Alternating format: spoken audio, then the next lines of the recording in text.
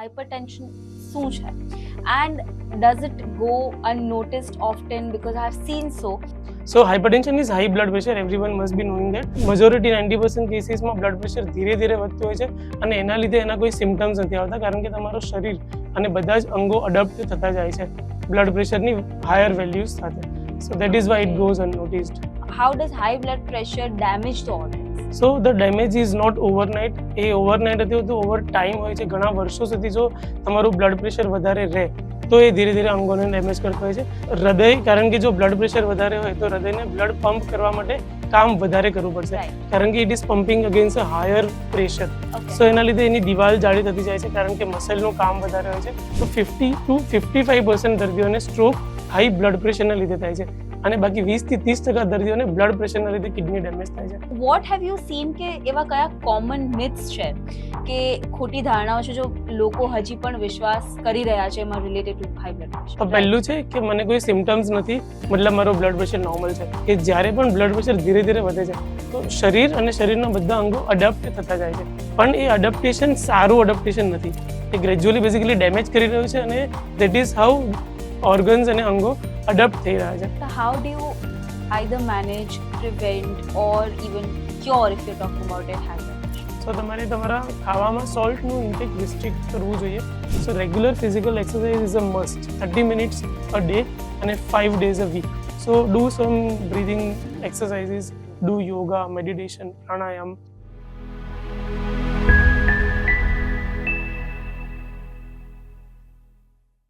Hello and welcome to Heart Talks podcast, where we talk about heart and health both. And we have our very renowned interventional cardiologist from Ahmedabad, Dr. Gunjan Shah, today with us. So hello sir, welcome to Heart Talks podcast. Thank you for having me today.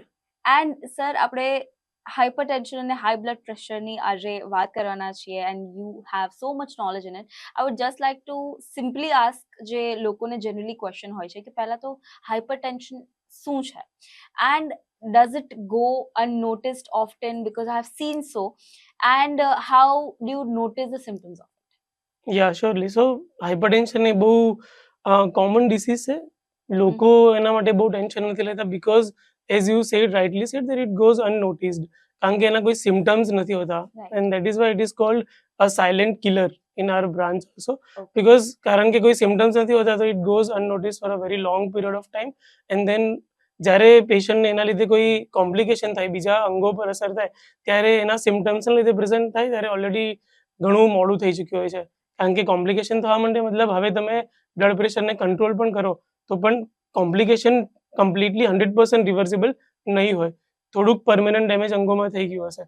સો એટલા માટે જે વધારે જરૂરી છે કે તમે જલ્દી હાઇપરટેન્શનને diagnose કરો, મતલબ અને ટ્રીટ કરો. So hypertension is high blood pressure. Everyone must be knowing that. જે પ્રેશર તમારા શરીરની નળીઓમાં લોહીનું હોય છે, that is literally the meaning of hypertension. So તમારું હૃદય પંપ કરે છે, બ્લડ સર્ક્યુલેટ થાય છે, એ with every beat, every pumping એ પ્રેશરથી જે બ્લડને સર્ક્યુલેટ કરે છે, that is basically hypertension. So જ્યારે કોઈ પણ કારણસર બ્લડ પ્રેશરનું લેવલ વધે, વેલ્યુ વધે, if it is above normal range, જે કહેવામાં આવે છે 120/80 millimetre of mercury, then it is called high blood pressure or hypertension. ઘણી બધી વાર પેશન્ટને જો અચાનકથી બ્લડ પ્રેશર વધે તો એના લીધે સિમ્ટમ્સ થતા હોય છે, જેમ કે માથું દુખવું, ચક્કર આવવા, ચાલવા પર શ્વાસ ચડવો, અથવા તો હૃદયના ધબકારા ફીલ થવા, જેને પાલ્પિટેશન કહેવાય. તો એવા કિસ્સામાં જો દર્દી ડૉક્ટરને કન્સલ્ટ કરે અને બ્લડ પ્રેશર ડિટેક્ટ થાય તો ઇઝીલી કંટ્રોલ થાય છે. પણ મેજોરિટી 90% કેસીસમાં બ્લડ પ્રેશર ધીરે ધીરે વધતું હોય છે અને એના લીધે એના કોઈ સિમ્ટમ્સ નથી આવતા, કારણ કે તમારું શરીર અને બધા જ અંગો અડપ્ટ થતા જાય છે બ્લડ પ્રેશરની હાયર વેલ્યુઝ સાથે. So that is why it goes unnoticed. So you called it the silent killer, અને you also talked about કે આપણા અંગોને ડેમેજ કરે છે. Yes. So how does it affect our organs over time? मतलब how does high blood pressure damage the organs? Yeah so the damage is not overnight. એ overnight નથી હોતું, over time હોય છે. ઘણા વર્ષો સુધી જો તમારું બ્લડ પ્રેશર વધારે રહે તો એ ધીરે ધીરે અંગોને ડેમેજ કરતો હોય છે, જેમાં જો આપણે ચાલુ કરીએ તો એ હૃદય, બ્રેન, કિડની, આઈઝ અને બ્લડ વેસલ્સ, એ એટલા અંગો મેઇન છે જેને અફેક્ટ કરે છે. So will see one by one, એક એક કરીને આપણે જોઈશું કે કઈ રીતે અંગો પર અસર કરે છે. તો હૃદય, કારણ કે જો બ્લડ પ્રેશર વધારે હોય તો હૃદયને બ્લડ પંપ કરવા માટે કામ વધારે કરવું પડશે, રાઈટ. કારણ કે it is pumping against a higher pressure. Okay. So એના લીધે એની દિવાલ જાડી થતી જાય છે, કારણ કે મસલનું કામ વધારે હોય છે, જેને અમારી ભાષામાં લેફ્ટ વેન્ટ્રિક્યુલર હાઇપરટ્રોફી એટલે કે LVH કહેવાય છે. સો જો જ્યારે પણ LVH ડેવલપ થાય તો હૃદયનું કામ વધે છે, એની બ્લડ રિક્વાયરમેન્ટ વધે છે, તો એના લીધે હાર્ટ એટેક આવી શકે છે અને હૃદયનું પમ્પિંગ ઓછું થઈ શકે છે અને હાર્ટ ફેલિયરના સિમ્પટમ્સ ડેવલપ થઈ શકે છે. સો એવું માનવામાં આવે છે કે અપ્રોક્સિમેટલી જેને હાર્ટ એટેક આવે છે અથવા હાર્ટ ફેલિયર હોય છે એવા 50% પેશન્ટ્સને બ્લડ જ્યારે બતાવવા જાય, અટેક સાથે પ્રેઝન્ટ થાય હોસ્પિટલમાં, ત્યારે બ્લડ પ્રેશર વધારે હોય છે. 50% હાર્ટ ફેલિયર ઓર હાર્ટ એટેકના પેશન્ટ્સને હાઈ બ્લડ પ્રેશરની તકલીફ હોય છે, જે ઘણું વધારે છે. મતલબ તમે એવું માનીને ચાલો કે 1 in every 2 patient, every alternate patient, દરેક બીજા પેશન્ટને હાર્ટ એટેક અથવા હાર્ટ ફેલિયર હાઈ બ્લડ પ્રેશરના લીધે હોવાના ચાન્સીસ છે. અને આ બધા તકલીફના લીધે ઘણીવાર અરિથમિયાઝ એટલે કે ઇરેગ્યુલર હાર્ટબીટની પણ તકલીફ હૃદયમાં થતી હોય છે. બીજું ઓર્ગન આપણે જોવા જઈએ તો એ છે બ્રેઇન. તો હાઈ બ્લડ પ્રેશરના લીધે જ્યારે પણ બ્લડ પ્રેશર બહુ વધે તો હૃદય, મગજમાં જે લોહી લઈ જાય છે એ નાની નાની નસોમાં ઘણીવાર બ્લીડિંગ થાય છે ફાટી જવાના લીધે, અથવા તો હાઈ બ્લડ પ્રેશરના લીધે લોહી બરાબર પહોંચતું નથી, જેના લીધે બ્રેઇન અટેક એટલે કે પેરાલિસિસ અથવા તો સ્ટ્રોક જેને આપણે કહીએ છીએ એની તકલીફ થાય છે. સો સ્ટ્રોકનું major reason high blood pressure છે. જે બી 100% દર્દીઓને સ્ટ્રોક થયો હોય તો 50 to 55% દર્દીઓને સ્ટ્રોક હાઈ બ્લડ પ્રેશરના લીધે થાય છે, જે ઘણો મોટો નંબર છે. તમે એવું માનો કે જો આપણે બ્લડ પ્રેશરને કંટ્રોલમાં રાખીએ તો સ્ટ્રોકના 50% દર્દીઓને બચાવી શકીએ છીએ, which is a very big number. અને એ સિવાય જો બહુ લાંબા સમય સુધી બ્લડ પ્રેશર વધારે રહે તો દિમાગમાં, મગજમાં લોહી લઈ જતી નાની નાની નસોમાં પ્રોબ્લેમના લીધે વાસ્ક્યુલર ડિમેન્શિયા એટલે કે અલ્ઝાઇમર્સ અને અર્લી ડિમેન્શિયા જેવી તકલીફ પણ થાય છે, જે આપણે આજકાલ જોઈ રહ્યા છીએ કે જે પહેલા 80-90 વર્ષની ઉંમરે થતી હતી, હવે આજકાલ 60 થી 70 વર્ષના લોકોમાં પણ જોવા મળી રહી છે. ફોરગેટફુલનેસ, મેમરી લોસ, એ બધી તકલીફો. ત્રીજું ઓર્ગન જોવા જઈએ તો એ છે આઈઝ. સો આંખોમાં જ્યારે બી બ્લડ પ્રેશર વધે ત્યારે લોહી ના પહોંચવાના લીધે અથવા તો બ્લીડિંગના લીધે હાઇપરટેન્સિવ રેટાઇનોપેથી ડેવલપ થતી હોય છે, જેના લીધે જોવામાં તકલીફ થાય છે, બ્લરીનેસ ઓર બ્લરિંગ ઓફ વિઝન ડેવલપ થાય છે. સો એવું માનવામાં આવે છે કે અપ્રોક્સિમેટલી 10% દર્દીઓ જેમને વિઝન લોસ થાય છે, અંધાપો આવે છે, એ હાઇપરટેન્શન અથવા તો હાઈ બ્લડ પ્રેશરના લીધે હોય છે. એટલે જો તમે બ્લડ પ્રેશરને ડિટેક્ટ કરીને ટ્રીટ કરો છો તો તમે 10% બ્લાઇન્ડનેસ પ્રિવેન્ટ કરી શકો છો, which is also very big number. અને એના પછી આપણે જોવા જઈએ તો કિડની બી એક મેજર ઓર્ગન છે. સો જ્યારે પણ બ્લડ પ્રેશર વધે છે તો કિડની, જેમ કે તમે જાણો છો કે બેઝિકલી એક ફિલ્ટ્રેશન ઓર્ગન છે કે જે બ્લડને ફિલ્ટર કરીને એમાંથી કચરો કાઢે છે અને જે યુરિનમાંથી બહાર જાય છે. સો એ ફિલ્ટ્રેશન મિકેનિઝમ એ બહુ બ્લડ પ્રેશર સેન્સિટિવ હોય છે. એ જેવું બ્લડ પ્રેશર વધે કે ફિલ્ટ્રેશન સિસ્ટમને ધીરે ધીરે ગ્રેજ્યુઅલી ડેમેજ થવા માંડે છે. સો એવું માનવામાં આવે છે કે બ્લડ પ્રેશર એ ડાયાબિટીસ પછી બીજા નંબરનું મેજર કારણ છે, મુખ્ય કારણ છે કિડની ડેમેજ કરવામાં. સો ક્રોનિક કિડની ડિસીઝ એટલે કે CKD અને જે ડાયાલિસિસના દર્દી છે એમાં મેજર 40 થી 50% કારણ હોય છે ડાયાબિટીસ, અને બાકી 20 થી 30% દર્દીઓને બ્લડ પ્રેશરના લીધે કિડની ડેમેજ થાય છે. તો જો તમે બ્લડ પ્રેશર કંટ્રોલ કરો છો તો 30-40% કિડની ડેમેજને પણ પ્રિવેન્ટ કરી શકો છો. અને પાંચમું ઓર્ગન છે બ્લડ વેસલ્સ એટલે કે તમારી જે લોહીનું પરિભ્રમણ કરતી નળીઓ. તો જેમ જેમ બ્લડ પ્રેશર વધે છે એમ ગ્રેજ્યુઅલી એ બ્લડ વેસલ્સમાં ડેમેજ થવાના લીધે એની ઇલાસ્ટિસિટી એટલે કે લચકતા જતી રહે છે. સો જ્યારે બી હૃદય પંપ કરે છે તો તમારી નળીઓ થોડી ફૂલે છે અને પછી દેન સંકોચાય છે. That is Y A blood પ્રેશરને નોર્મલ રેન્જમાં મેન્ટેન કરે છે. તો એ જે ઇલાસ્ટિસિટી છે એ જવાના લીધે તમારી નળીઓ હાર્ડ થઈ જાય છે, જેને આર્ટેરિયોસ્ક્લેરોસિસ કહેવાય છે, અને નળીઓના અંદરના લેયરમાં ડેમેજ થાય છે, જેને એથેરોસ્ક્લેરોસિસ કહેવાય છે. સો એ બંનેના લીધે પણ હાર્ટ એટેક અને સ્ટ્રોક એટલે કે પેરાલિસિસનું રીઝન ચાન્સીસ વધી જાય છે. સો એ રીતે બ્લડ પ્રેશર ધીરે ધીરે ડેમેજ કરતું હોય છે અને એક બહુ જ ગંભીર રોગ કહી શકાય. ભલે એના સિમ્પટમ્સ માઇલ્ડ છે પણ એના કન્સિક્વન્સીસ બહુ સિરિયસ હોય છે. સો જેમ તમે કહ્યું કે સિમ્પટમ્સ એકદમ માઇલ્ડ છે but the consequences are very big, as you explain organ wise કે આ ડેમેજ કેટલો જાનલેવા છે, it kills so much of our organs. હવે લોકો people do not notice this in the earlier stage, અને જ્યારે બ્લડ પ્રેશર ડિટેક્ટ પણ થાય છે તો પછી નેબર્સ જોડે, સોશિયલ મીડિયા જોડે there is a lot of misinformation outside that people are giving related to blood pressure and hypertension. So what have you seen કે એવા કયા કોમન મિથ્સ છે કે ખોટી ધારણાઓ છે જો લોકો હજી પણ વિશ્વાસ કરી રહ્યા છે એમાં related to high blood pressure? Yeah, definitely. It is a very nice question. So I'll tell you 5 myths, major myths કે જે લોકોના મનમાં ધારણાઓ બંધાયેલી હોય છે કે જે એકચ્યુઅલીમાં સાચી નથી. તો પહેલું છે કે મને કોઈ સિમ્પટમ્સ નથી, મતલબ મારો બ્લડ પ્રેશર નોર્મલ છે. સો મને કોઈ તકલીફ નથી, હું સાજો સમો છું, હું ફરતો છું, મને કોઈ વાંધો નથી, ના માથું દુખે છે, ચક્કર આવે છે, તો મારું blood pressure must be normal. એ બહુ મોટું મિથ છે. કારણ કે જેમ કે મેં કીધું કે જ્યારે પણ બ્લડ પ્રેશર ધીરે ધીરે વધે છે તો શરીર અને શરીરના બધા અંગો અડેપ્ટ થતા જાય છે હાયર બ્લડ પ્રેશર વેલ્યુથી. સો જો તમારું બ્લડ પ્રેશર 120 130 થી ધીરે ધીરે 140 150 160 170 180 જશે તો એને કોઈ અંગોની તકલીફ નથી થતી, બીકોઝ દે આર અડેપ્ટિંગ. પણ એ અડેપ્ટેશન સારું અડેપ્ટેશન નથી, એ ગ્રેજ્યુઅલી બેઝિકલી ડેમેજ કરી રહ્યું છે અને દેટ ઇઝ હાઉ ઓર્ગન્સ અને અંગો અડેપ્ટ થઈ રહ્યા છે. સો એ એક બહુ મોટું મિથ છે કે તમને કોઈ સિમ્પટમ નથી, મતલબ બ્લડ પ્રેશર નોર્મલ છે. Yes, organs are damaging itself to kind of maintain your body running, and you think it is normal. Yeah, and they are basically organs are protecting themselves to a higher blood pressure value by receiving some damage. સો એ બહુ મોટામાં મોટું myth છે. કારણ કે blood pressure ખાલી check કરવાથી જ ખબર પડે. ઘણી બધી વાર તમને માથું દુખતું હોય તો બ્લડ પ્રેશર નોર્મલ હોઈ શકે છે. સો બ્લડ પ્રેશરના સિમ્પટમ્સ પણ એવા નથી હોતા કે જે તમે પહેલાથી કહી શકો કે આ બ્લડ પ્રેશરના લીધે જ છે. They are very non specific અને બીજા ઘણા કારણોના લીધે પણ હોઈ શકે. તો unless you major your blood pressure, તમે ચેક કરાવો છો, એના વગર તમને ખબર નહીં પડે કે તમારું બ્લડ પ્રેશર નોર્મલ છે કે વધારે છે. આ પહેલું મોટામાં મોટું મિથ છે. બીજું મિથ છે કે બ્લડ પ્રેશર એ મોટા પાછળની ઉંમરમાં આવતો રોગ છે, એલ્ડરલીમાં જોવા મળે છે કે મારી ઉંમર 20 25 30 વર્ષ છે, હું યંગ છું, તો મને બ્લડ પ્રેશર ના આવી શકે, મારું બીપી નોર્મલ જ હોય, મને હાઈ બીપી ના હોય. સો એ પણ એક બહુ મોટી ધારણા છે. સો 90% કેસીસમાં બ્લડ પ્રેશર ઇઝ ઇડિયોપેથિક, મતલબ અસેન્શિયલ હાઇપરટેન્શન અમારી ભાષામાં કહેવાય, કે જેના માટે કોઈ રીઝન ના હોય, કોઈ કારણ ના હોય, કે જેને તમે ઠીક કરો અને તમારું બીપી નોર્મલ થઈ જશે.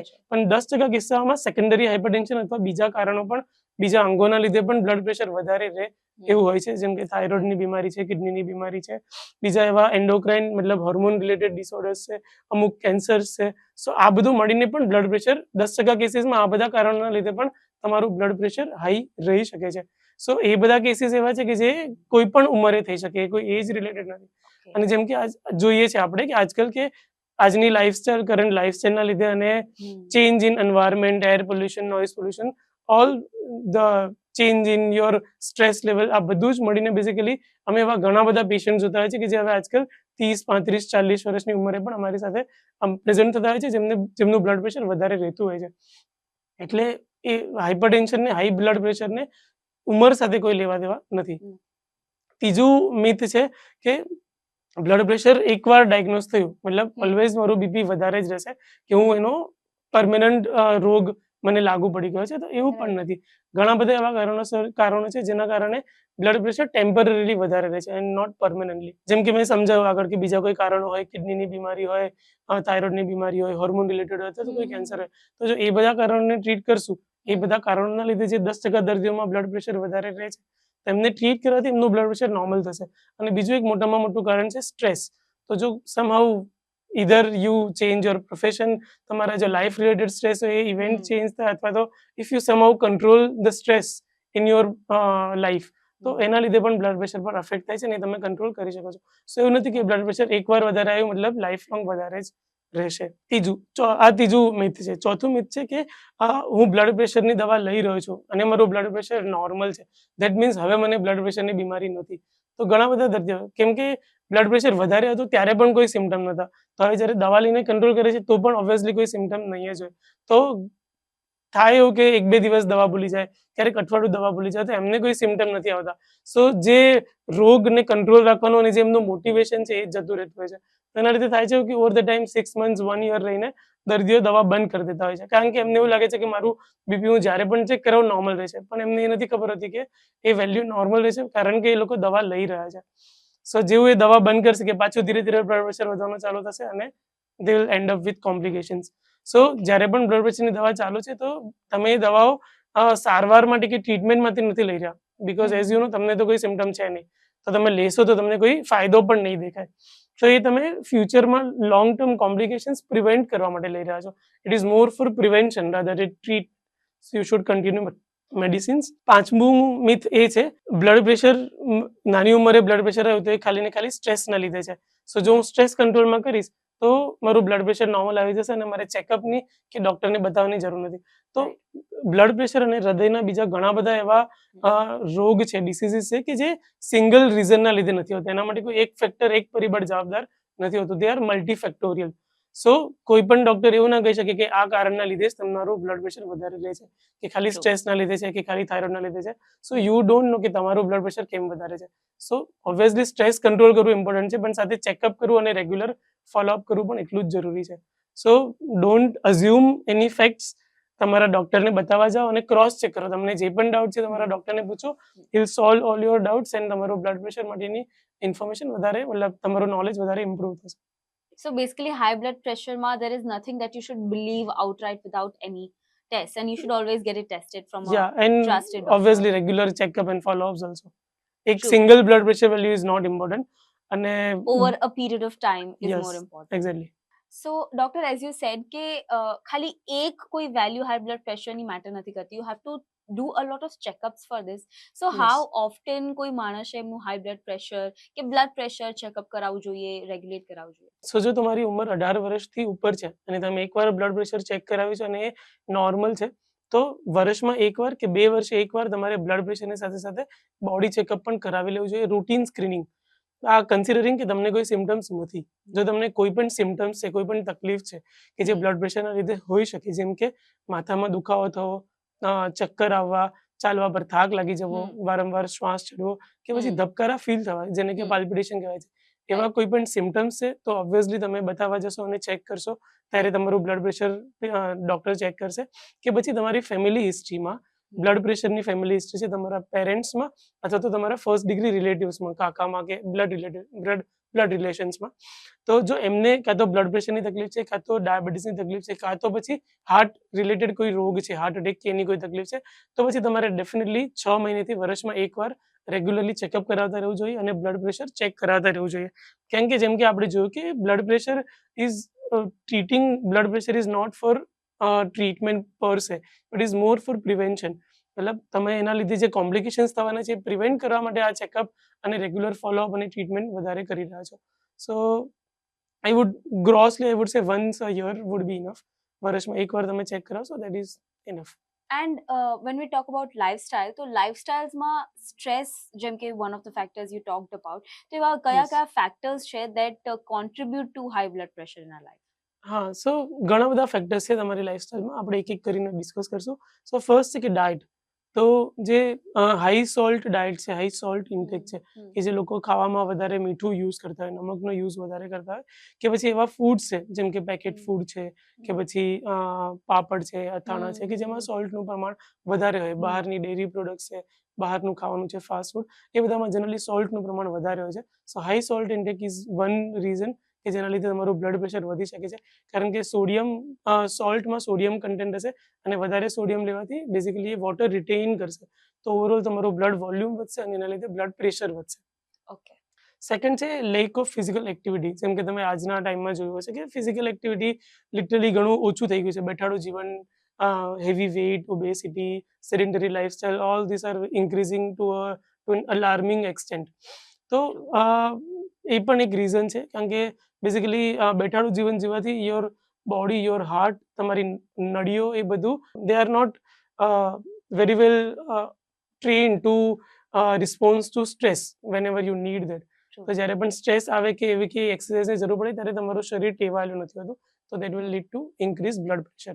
ત્રીજું છે સ્ટ્રેસ. જેમ કે આપણે વાત કરી, સો ક્રોનિક સ્ટ્રેસ એ બહુ ઇમ્પોર્ટન્ટ ફેક્ટર છે. આજકાલ ઓલમોસ્ટ મતલબ who is in stress today, right? So stress, mental અને ફિઝિકલ સ્ટ્રેસ બહુ ઇમ્પોર્ટન્ટ છે. સ્ટ્રેસના લીધે બેઝિકલી તમારું સિમ્પેથેટિક નર્વસ સિસ્ટમ સ્ટિમ્યુલેટ થાય છે, એક્ટિવેટ થાય છે. એ સ્ટ્રેસ હોર્મોન રિલીઝ કરશે, જેમ કે એડ્રીનાલિન છે, નોરએડ્રીનાલિન છે, એપિનેફ્રિન પણ જેને કહેવામાં આવે છે. સો એના લીધે બેઝિકલી તમારા પલ્સ રેટ, હાર્ટ રેટ વધશે અને તમારી નળીઓ સંકોચાય છે, જેના લીધે બ્લડ પ્રેશર વધે છે, નળીઓની અંદર બ્લડનું પ્રેશર વધે છે. That is a very important risk factor in today's life. અને પછી સ્મોકિંગ છે, આલ્કોહોલ છે, એવું એડિક્શન છે, હેબિટ્સ છે, એ smoking, alcohol both will behave the same way as a stress does, what stress does to your body. So એ sympathetic nervous સિસ્ટમને સ્ટિમ્યુલેટ કરે છે, હમ. સ્ટ્રેસ હોર્મોન રિલીઝ કરાવડાવે છે અને તમારા હૃદયના ધબકારા અને બ્લડ પ્રેશર વધારે છે.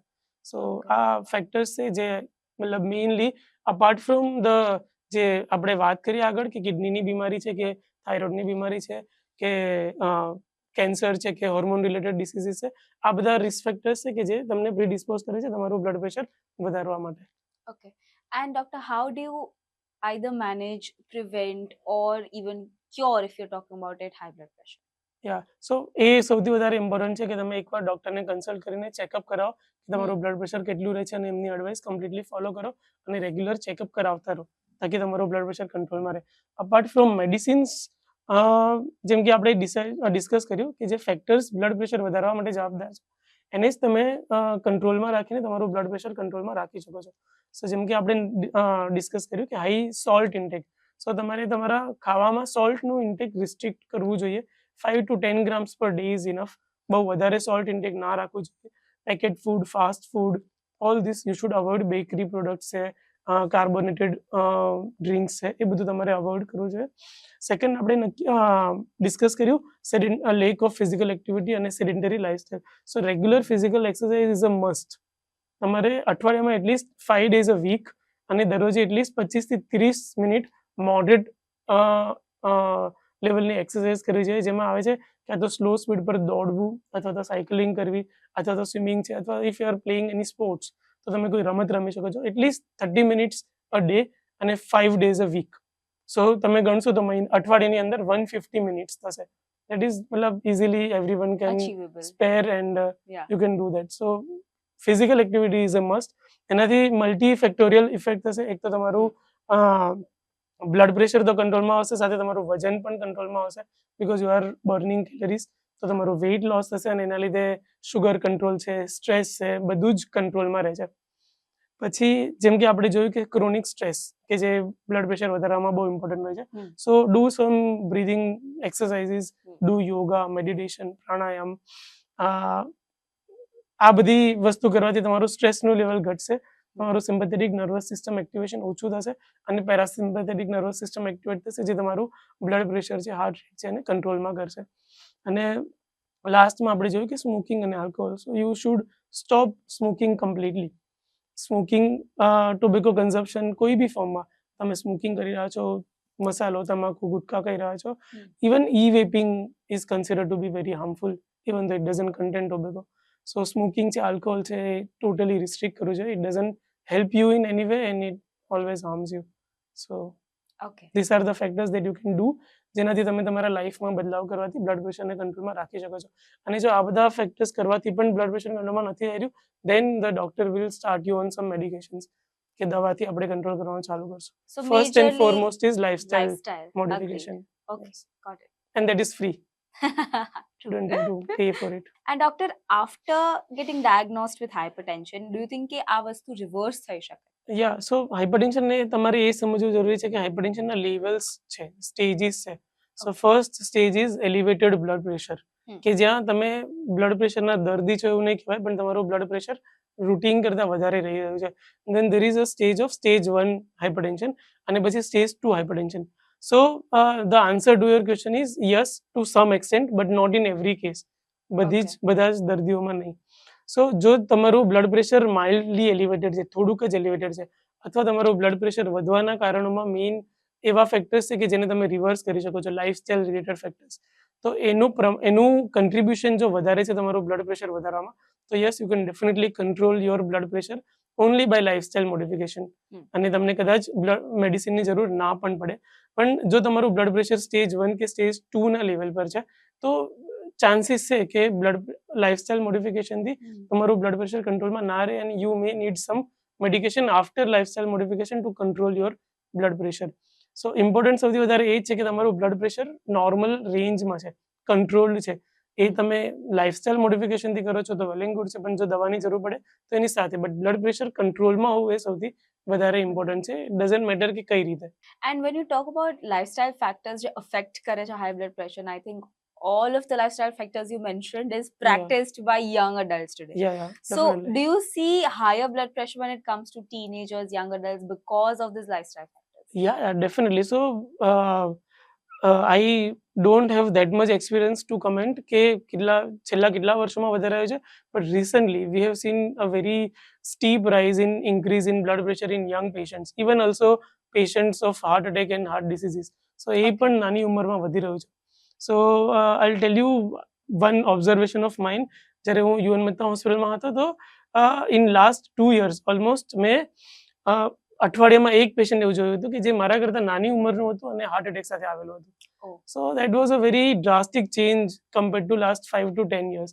કે પહેલાના ટાઈમમાં જનરલી આટલું બધું નાની ઉંમરમાં હાઈ બ્લડ પ્રેશર અને હાર્ટ ડિસીઝનું પ્રમાણ જોવા નહોતું મળતું. પણ રિસન્ટલી છેલ્લા 2-3 વર્ષમાં અને specially after Covid it is we have observe કે ઘણું નાની ઉંમરથી જ એની તકલીફ ચાલુ થઈ જાય છે.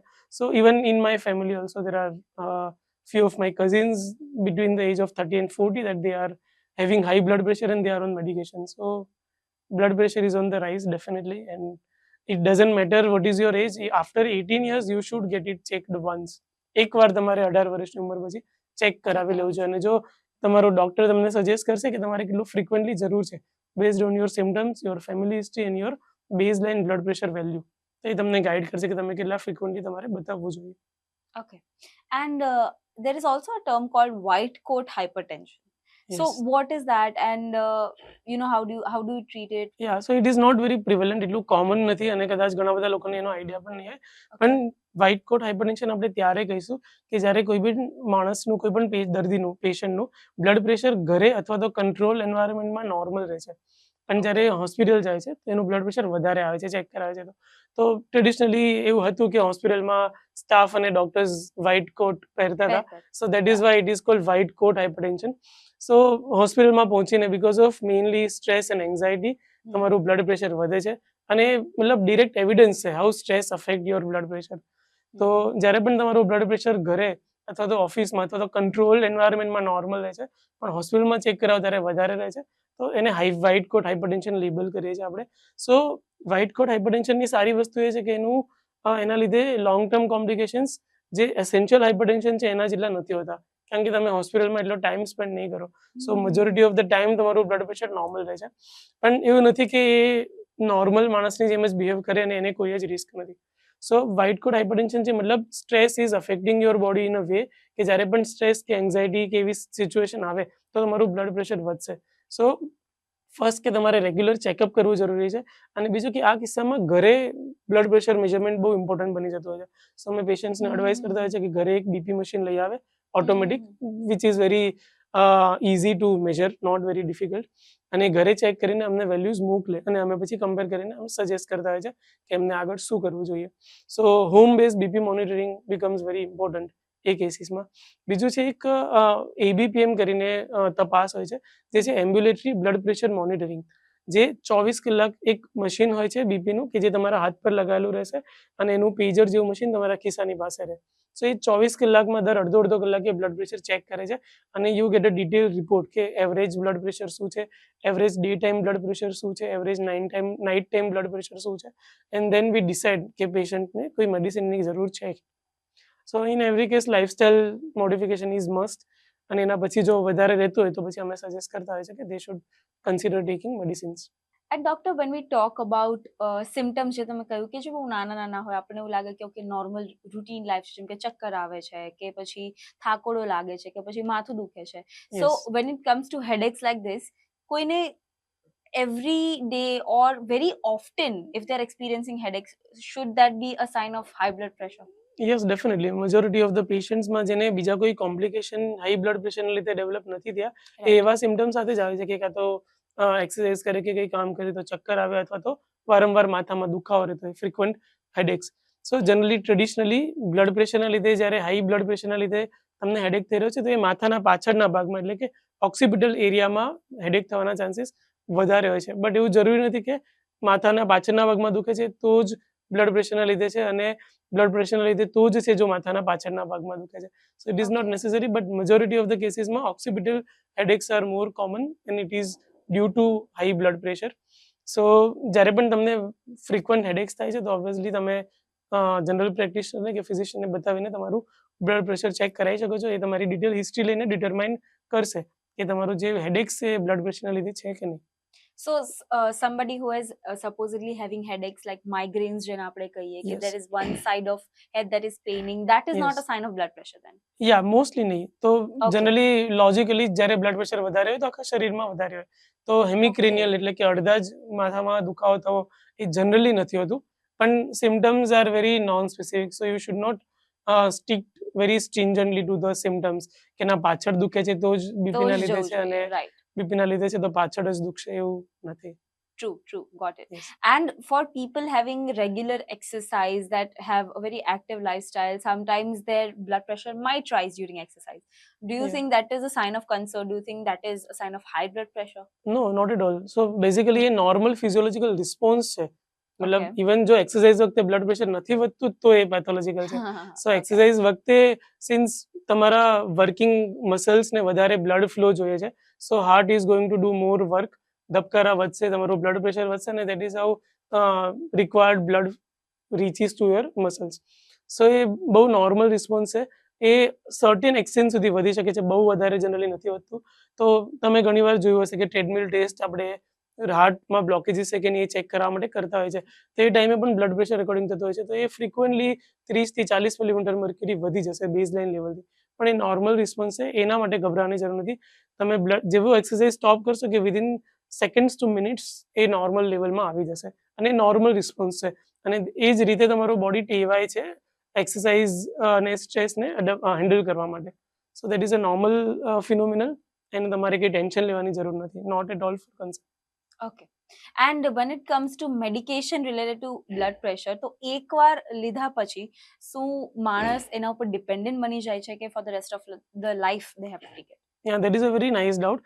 So ઘણા બધા દર્દીઓને એવું હોય છે કે સાહેબ હમણાં દવા ચાલુ ના કરો હમણાં હું લાઇફસ્ટાઇલ મોડિફિકેશનથી જોઈશ હું એક્સરસાઇઝ કરીશ બીડી તમાકુ છોડી દઈશ આલ્કોહોલ બંધ કરી દઈશ સ્ટ્રેસ નહીં લો પણ દવા ચાલુ ના કરો કેમ તો કે એકવાર દવા ચાલુ થશે પછી લાઈફ લોંગ ચાલુ રહેશે તો એવું નથી હોતું જો તમારું બ્લડ પ્રેશર નોર્મલ છે અને નોર્મલ બ્લડ પ્રેશર વાળા દર્દીને જો આપણે બીપીની દવા આપીએ તો એમનું બ્લડ પ્રેશર ઘટી જશે અને એમને એના લીધે તકલીફ થશે સો જો તમારા શરીરને બીપી કમ કંટ્રોલ કરવાની મેડિસિનની જરૂર નહીં હોય તો it will give signs and we have to stop the medication so it is not like જો તમારા ડૉક્ટરે તમને એડવાઇસ કર્યું છે તો તમારે લેવું જોઈએ તમને દવા લીધા પછી કોઈ તકલીફ થઈ રહી છે તો you should consult your doctor again કે મને આ દવા લીધા પછી આ તકલીફ થાય છે તો એ ઇવેલ્યુએટ કરશે અને નક્કી કરશે કે આ એના લીધે છે કે નહીં પણ it is not like that you are dependent on medicine obviously જો બ્લડ પ્રેશર કોઈ જ કારણ વગર એસેન્શિયલ હાઇપરટેન્શન છે અને એમને જ વધી રહ્યું છે તો તમે દવા લેશો તો જ કંટ્રોલમાં રહેશે તો એવું નથી કે દવા લેવાનું ચાલુ કર્યું એટલે હવે દવા પર ડિપેન્ડન્ટ થઈ ગયા છે બટ ઇટ ઇઝ બીકોઝ કે તમારા શરીરને જરૂર છે હાઈ બ્લડ પ્રેશરને કંટ્રોલ કરવા માટેની દવાની દેટ ઇઝ વાય તમારે કન્ટિન્યુઅસલી લેવું પડે છે સો મેજોરિટી કેસીસમાં લાઈફ લોંગ ચાલુ રહે છે યસ એ સાચું છે પણ 10-20% કેસમાં એવું પણ થાય છે કે જેમાં કોઈ કારણસર બ્લડ પ્રેશર વધ્યું હોય તો એ ટેમ્પરરી ઇવેન્ટ સબસેટ થઈ જાય તો બીપી નોર્મલ થઈ શકે છે તેવા કેસમાં ટેમ્પરરી દવા લઈને પછી આપણે જો કંટ્રોલમાં હોય તો ગ્રેજ્યુઅલી દવાનો ડોઝ ઘટાડીએ છીએ અને દેન દવા બંધ પણ થઈ શકે છે 10-20% કેસ સો એવું નથી કે એકવાર ચાલુ થયું એટલે 100% કેસમાં ચાલુ જ રહેશે આ દવા આપણે લઈ રહ્યા છીએ લોંગ ટર્મ કોમ્પ્લિકેશન પ્રિવેન્ટ કરવા માટે સો તમે હમણાં 6 મહિના 1 વર્ષ દવા લઈને પછી બંધ કરી દો તો લોંગ ટર્મમાં તમને કંઈ ફાયદો નથી થવાનો એ ખાલી તમારા સેટિસ્ફેક્શન માટે છે કે ના મેં તો 1 વર્ષ દવા કરી લીધી એટલે હવે મને વાંધો ના આવે છે પણ જો જરૂર છે તો લાઈફ લોંગ ચાલુ રાખવી જોઈએ. Okay, amazing. So that were some of the questions that we have asked Dr. Gunjan today in Heart Talks podcast. I hope કે બધાના hypertension related and high blood pressure related questions answer થયા છે. As sir has said, it is very common to not notice the symptoms early on. So I hope the people who are watching do notice it, get it corrected, and live a healthy life afterwards.